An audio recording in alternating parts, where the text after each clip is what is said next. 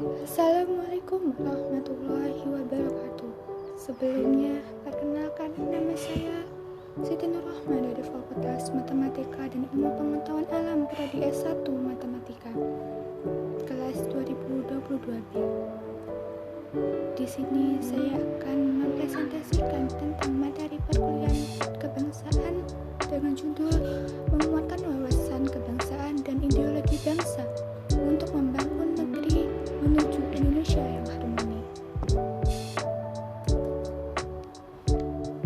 Penggunaan internet di Indonesia saat ini telah mencapai angka yang relatif tinggi, yaitu sebesar 196,7 juta dengan angka 145,4 juta pengguna merupakan generasi Z dan milenial.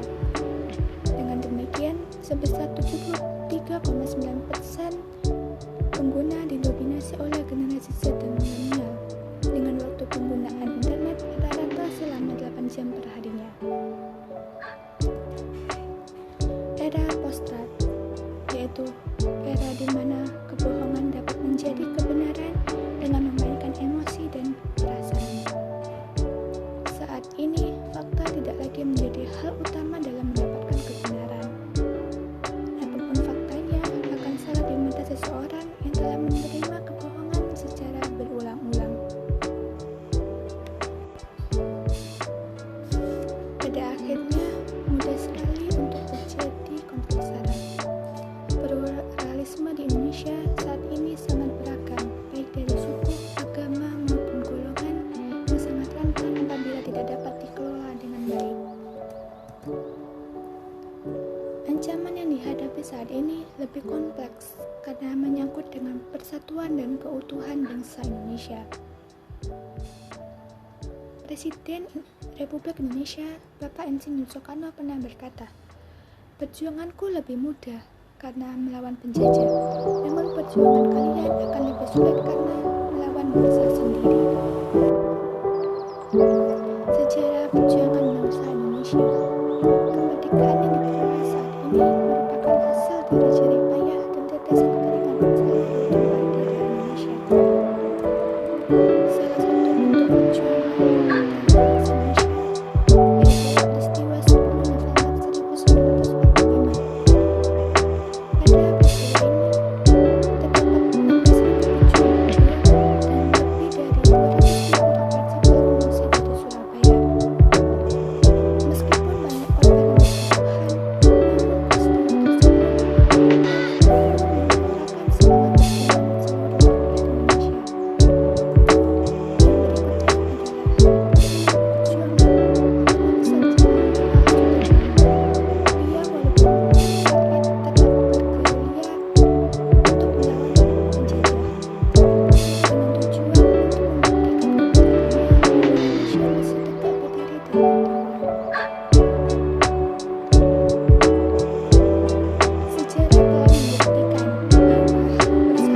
seluruh rakyat Indonesia.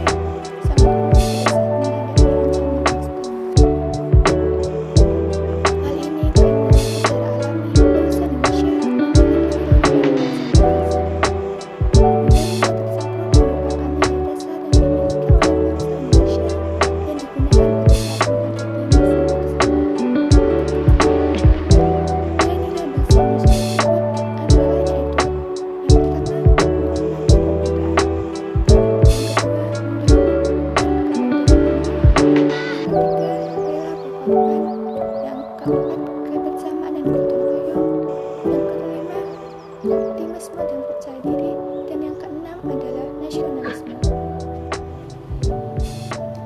Namun mengapa persatuan dan kesatuan diuji pada saat menghadapi ancaman internal? Bukan seharusnya nilai-nilai bangsa Indonesia yang dapat digunakan pada saat menghadapi ancaman internal. Perlu kita ketahui bahwa nilai-nilai bangsa Indonesia tersebut harus dipahami sebagai wawasan kebangsaan. Wawasan kebangsaan ini akan menyatu secara utuh menjadi jiwa bangsa Indonesia dan nilai-nilainya mengkristal dalam Pancasila sebagai nilai keindonesiaan. Peran mahasiswa mahasiswa dalam membangun negeri menuju Indonesia yang harmoni. Yang pertama, mahasiswa sebagai agen perubahan. Sebagai agen perubahan, mahasiswa harus bisa mendorong kelompok masyarakat lainnya dalam menjaga nilai-nilai Pancasila melalui pengetahuan, ide, dan keterampilan yang dimilikinya. Yang kedua, mahasiswa sebagai penjaga nilai. Mahasiswa harus bisa berada di garda terdepan dalam menjaga nilai-nilai yang terkandung dalam Pancasila sebagai pemersatu bangsa. Yang ketiga, mahasiswa sebagai penerus bangsa. Keutuhan bangsa akan bergantung dari para mahasiswa untuk mau menjaga dan mewariskan nilai-nilai yang terkandung dalam Pancasila.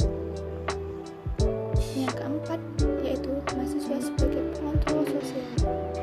Sesuai dengan fungsinya sebagai pengontrol sosial, mahasiswa harus memiliki kontrol sosial terhadap kehidupan bermasyarakat, berbangsa, dan bernegara. Kunci sukses seorang mahasiswa. Yang pertama, melupakan masa lalu, karena masa lalu yang telah terjadi tidak akan pernah kembali lagi. Maka dari itu, kita harus bisa fokus menuju ke masa depan. Yang kedua, melakukan hal-hal terbaik hari ini secara optimal. Karena apapun yang kita lakukan pada hari ini akan menjadi momen sejarah di hari esok. Yang ketiga, cita-cita hanya harapan dan angan-angan. Walaupun demikian, kita harus tetap mempunyai cita-cita yang tinggi dan harus memperjuangkan cita-cita tersebut. Pesan yang perlu kita ketahui sebagai seorang mahasiswa. Yang pertama, sekecil apapun kebaikan yang kita berbuat akan menjadi riak kebaikan yang tidak akan pernah berujung di kemudian harinya. Yang kedua, orang yang bahagia belum tentu dia bermurah hati. Tetapi orang yang bermurah hati pasti dia akan bahagia. Yang ketiga, kalau kita sedang bahagia, janganlah terlalu larut dalam kebaikan itu, karena kita tidak akan tahu besok atau lusa akan ada yang namanya penderitaan. Begitu pula sebaliknya, kalau kita sedang menderita, janganlah terlalu larut dalam penderitaan, karena suatu ketika akan datang yang namanya kebahagiaan. Dan yang terakhir, mahasiswa harus yakin kepada diri sendiri, karena apapun yang ada di depanmu, di belakangmu, bahkan di sekelilingmu sekalipun tidak akan berarti apa-apa dibandingkan apa yang ada di dalam dirimu sendiri. Sekian presentasi yang dapat saya sampaikan. Ada kurang